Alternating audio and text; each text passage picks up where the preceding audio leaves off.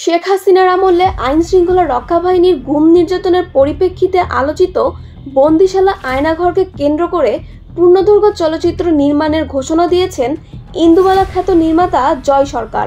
গত 11 আগস্ট প্রযোজক সমিতিতে আয়নাঘর নামে সিনেমাটি নিবন্ধন করেন পরিচালক। সামাজিক যোগাযোগ মাধ্যমে এক পোস্টে বিষয়টি জানান তিনি। সিনেমাটি সম্পর্কে তিনি লিখেছেন, তার প্রথম সিনেমার নায়িকা ছিলেন কেয়া পায়েল, তাকে নিয়েই সিনেমাটি করতে চান। কেয়া পায়েল ছাড়াও পরিচিত আরও তারকাও থাকবেন, এখনও গল্প লিখছেন। সিনেমাটি প্রযোজনা করছেন র্যাবিট এন্টারটেইনমেন্ট। চলতি বছরের অক্টোবরের শুরু থেকেই ছবিটির শুটিং শুরু হবে। তিনি আরও বলেন, ভুক্তভোগী কয়েকজনের সঙ্গে দেখা করে বাস্তবতা সম্পর্কে জেনে নেবেন। তিনি আরও উল্লেখ করে বলেন, তিনি চান সত্যতা উঠে আসুক, মানুষ জানুক কী হয়েছে গত 16 বছরে। শীঘ্রই শিল্পী ও কলাকুশলী সবাইকে চূড়ান্ত করবেন।